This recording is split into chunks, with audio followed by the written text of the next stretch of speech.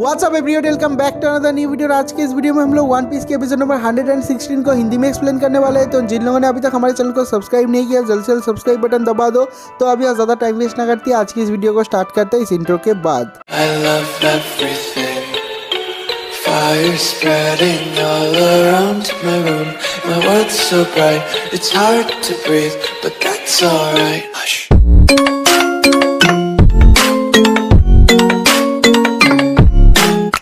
Episode के start में हम लोग देखते हैं कि जो मिस्टर टू है उसने अपने पैर से सांजी के सर को दबा के रखा हुआ है, और जो सांजी है वो मिस्टर टू के ऊपर अटैक नहीं कर पाता क्योंकि जो मिस्टर टू है उसने नामी को कॉपी कर रखा है, नामी का फेस, नामी का वॉइस। और ये देखने के बाद जो सांजी है वो उसके ऊपर बिल्कुल भी अटैक नहीं कर पाता।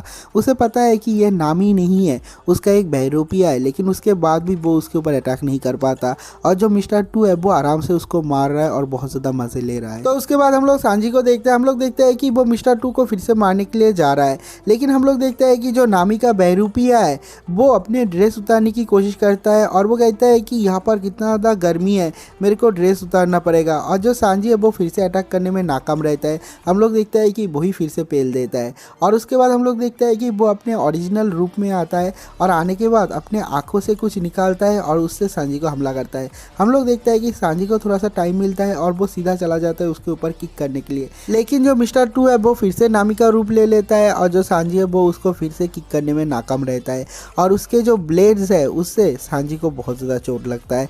ये वाला सीन भी पर कट हो जाता है। तो उसके अगले सीन में हम लोग रॉयल सोल्जर को देखते हैं। वो लोग अपने आप में बहुत ज़्यादा बात कर रहे हैं। सब लोग कहते हैं कि ये जो पैलेस है इसको तोड़ने वाला है। एक जो सोल्जर है वो कहता है कि ये पैलेस तो 4000 साल पुराना है, इतने पुराने पैलेस को वो लोग तोड़ने वाले हैं, पता नहीं आप क्या होगा।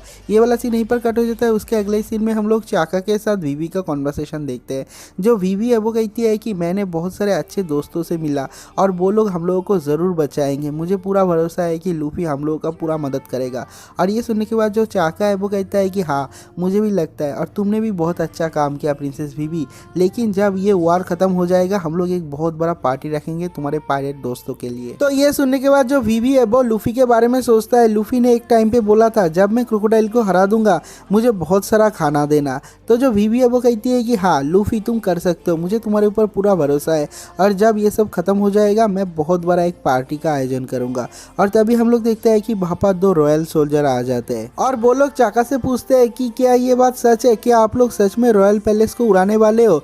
तो जो वीवी है वो कहती है कि हाँ मैंने ये ऑर्डर दिया है, हम लोग इस रॉयल पैलेस को उड़ाने वाले हैं, हम लोग बहुत सारे बॉम्ब का यूज़ करेंगे, जितना हो सके उतना बॉम्ब का यूज़ करेंगे, क्योंकि ये जो मीनिंगलेस वार चल रहा है, जो फाइट चल रहा है, इस फाइट को हम लोग को बंद करना पड़ेगा। एलिवेस्टर के लोगों को हम लोगों को बचाना पड़ेगा, हम लोगों को जल्द से जल्द इस पैलेस को उड़ाना पड़ेगा। और ये वाला सीन यहीं पर कट हो जाता है। तो उसके नेक्स्ट सीन पे हम लोग उसब और चॉपर को देखते हैं। हम लोग देखते हैं कि उसब के फुल बॉडी में बैंडेज है और चॉपर ने बहुत ज़्यादा ट्रीटमेंट किया है उसका, तो जो उसब है वो बच जाता है। उसके अगले सीन में हम लोग जोरो को देखते हैं। जो जोरो है वो कहता है कि ये गधा वोमेन कहाँ पर गया, मतलब वो नामी के बारे में बता रहा है और कहता है कि मैंने कहा था कि तुम लोग छुप जाओ लेकिन मेरा बात कोई सुनता ही नहीं। और उसके बाद हम लोग नामी को देखते हैं। हम लोग देखते हैं कि नामी के पीछे मिस्टर वन और उसका पार्टनर है। जो नामी है वो रुकता नहीं, वो दौड़ते रहता है, लेकिन उसके पीछे से मिस्टर वन आ जाता है और नामी के ऊपर वार कर देता है। उसको दो हिस्सों में काटना चाहता था और जोरो वहाँ पर आ जाता है, आके मिस्टर वन के वार को डिफ्लेक्ट कर देता है और नामी को बचा लेता है। और उसके बाद हम लोग देखते हैं कि उन लोगों के पीछे एक ओवरब्रिज होता है जो कि स्लाइस हो जाता है। ये देखने के बाद जो नामी है वो पूछती है कि क्या जोरो तुमने ये किया। तो जो जोरो है वो कहता है कि नहीं मैंने नहीं किया, ये मिस्टर वन ने किया। हम लोग देखते हैं कि मिस्टर वन के ऊपर जोरो वार करता है, लेकिन जो मिस्टर वन है वो अपने हाथ से उसको रोक देता है। और उसके बॉडी को देखने के बाद जो जोरो है वो कहता है कि तुम्हारा बॉडी तो बहुत ही ज़्यादा अनयूजुअल है। तो जो मिस्टर वन है वो कहता है कि मैंने खाया है डाइस फ्रूट और मैं अपने पूरे बॉडी को ब्लेड में कन्वर्ट कर सकता हूँ। और उसके बाद जो मिस्टर वन है वो पूछता है कि तुम ही वो हो ना जो इसकी पीक पे सारे के सारे लोगों को मारा है और तुमने मिस्टर सेवन को भी इंज्योर किया है।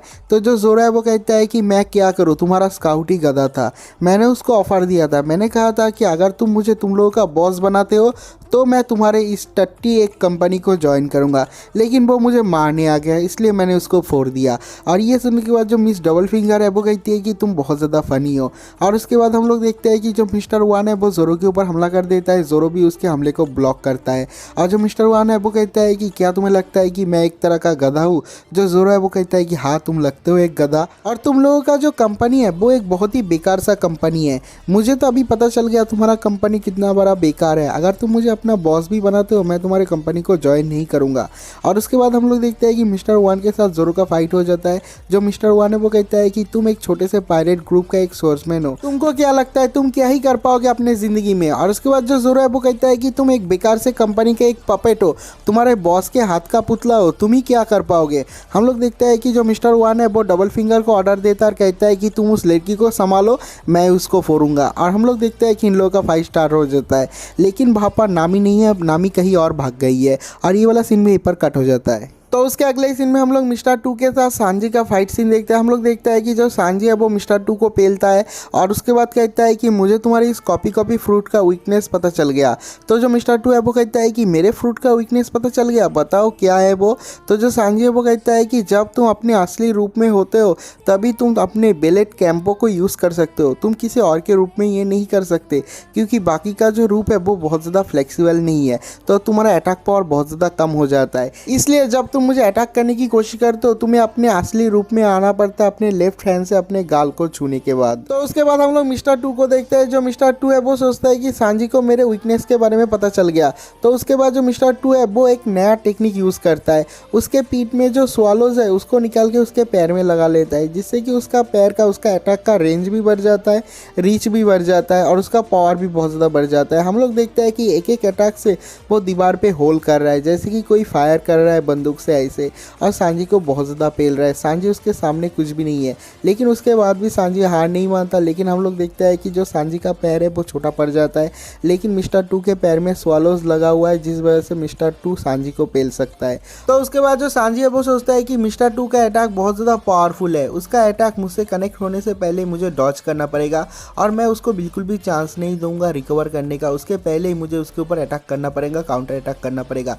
एक के बाद एक अटैक करते रहता है। हम लोग देखते हैं कि जो सांजी है वो मिस्टर टू को बिल्कुल भी चांस नहीं देता, लेकिन जो मिस्टर टू है वो अचानक से अपने मुंह को रिप्लेस कर लेता है नामी के चेहरे से। हम लोग देखते हैं कि जो सांजी है वो उसके ऊपर अटैक नहीं कर पाता, तो वो कहता है कि देखो तुम्हारे पीछे क्या है। तो जो मिस्टर टू है वो पीछे देखने की कोशिश करता है, लेकिन जो नामी का मुंह है वो बहुत ज़्यादा फ्लेक्सिबल नहीं है, नामी का जो बॉडी है वो बहुत ज़्यादा फ्लेक्सिबल नहीं है, इसलिए उसे अपने ओरिजिनल रूप में वापस आना पड़ता है। उसके बाद पीछे देखता है, लेकिन हम लोग देखते हैं कि जो सांजी है उसने उसको बुद्धू बनाया है, उसके बाद उसके ऊपर हमला कर देता है और उसके बाद दोनों के बीच में बहुत देर तक फाइट चलता है और उसके बाद दोनों ही दो तरफ गिर जाते हैं, दोनों में पावर नहीं है।